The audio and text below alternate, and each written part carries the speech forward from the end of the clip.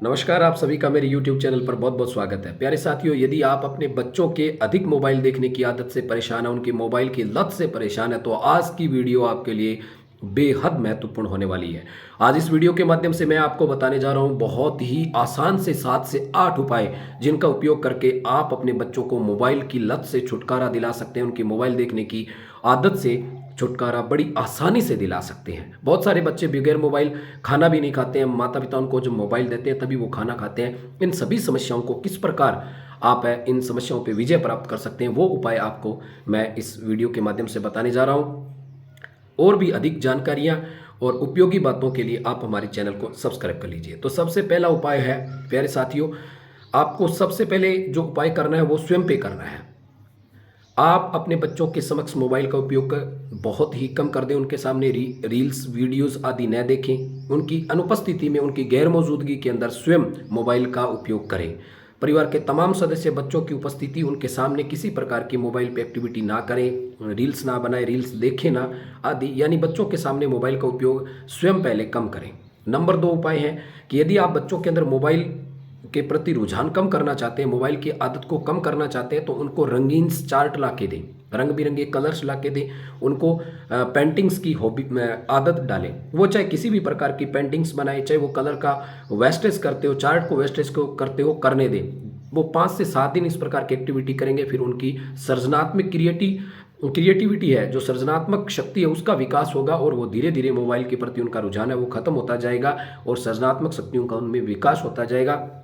चित्रकला, विभिन्न प्रकार की एक्टिविटीज़ वो उस चार्ट के ऊपर करना प्रारंभ कर देंगे। तो उनको विभिन्न प्रकार के कलर ला के दें, उनको खाली जो चार्ट है वो ला के दें। विभिन्न प्रकार के चार्ट है, जो कलर के चार्ट होते हैं, वो उनको ला के दें। तो नंबर 2 उपाय उनको क्या है कि आप विभिन्न प्रकार के कलर्स और चार्ट्स ला के दें, जिनके कारण वो चित्रकला में उनकी जो ड्राइंग के अंदर उनकी जो रुचि है वो विकसित हो जाएगी और धीरे धीरे मोबाइल की तरफ उनका रुझान है वो कम हो जाएगा। नंबर 3, अगर बच्चे बहुत छोटे हैं तो उनको घर में जो मिट्टी होती है वो डलवा कर दें, या आसपास जो मिट्टी कहीं है तो वहाँ पे उनकी खिलवाने के लिए उनको समय दें।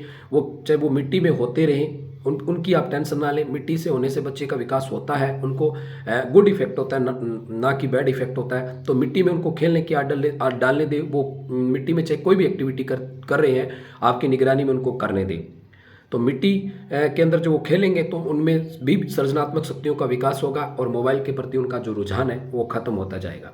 इनके अलावा बहुत सारे बच्चे, बहुत सारे जो अभिभावक हैं वो ये सोचते हैं कि बच्चे मोबाइल ना देखें और वो स्वयं उनको इसके लिए समय नहीं देते हैं। तो सबसे पहले माता और पिता को उनके समय देना होगा। उनको भागदौड़ वाले गेम्स है वो खिलाने पड़ेंगे, उनको विभिन्न प्रकार के खिलौनों के साथ उनको खिलवाना पड़ेगा। तो आपको ज़रूरत ये है कि आप अपने बच्चों का वो समय दें, और विशेष तौर पे पिता है वो जब भी उनको फुर्सत मिले तो उनको उनके साथ बच्चा बने।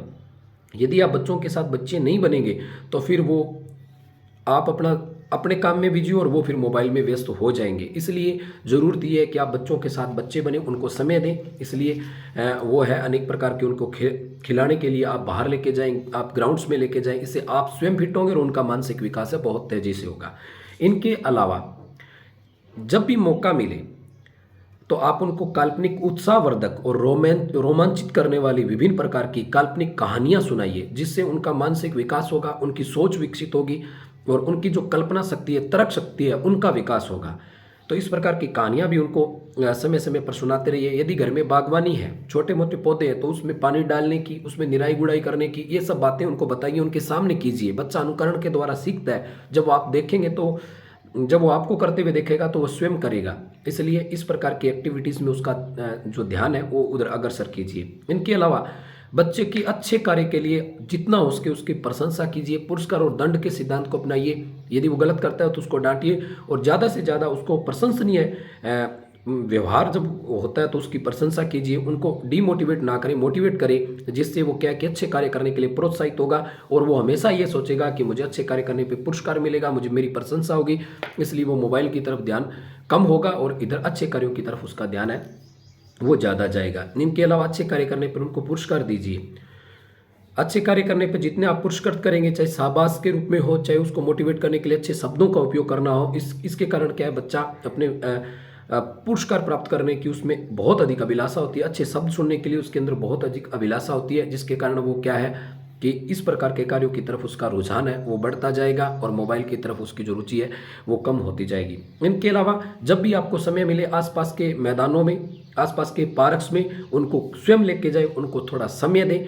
तो इससे क्या होगा कि उसमें खेलने की भागदौड़ वाले गेम्स हैं उनकी तरफ उसकी प्रवृत्ति बढ़ेगी और मोबाइल का स्वयं उनके सामने कम उपयोग करेंगे तो बच्चों को मोबाइल की याद बहुत ही कम आएगी। तो निष्कर्षपूर्ण बात यही है कि उनको पेंटिंग्स में, खिलौनों के अंदर इनमें रुचि जागृत कीजिए। मोबाइल से तभी दूरी बनाई जा सकती है और स्वयं बच्चों को समय दीजिए। तो इन सभी उपायों को आप उपयोग करके बच्चों को मोबाइल से दूरी बनाई जा सकती है। तो प्यारे साथियों, आज के लिए इतना ही। जय हिंद, धन्यवाद।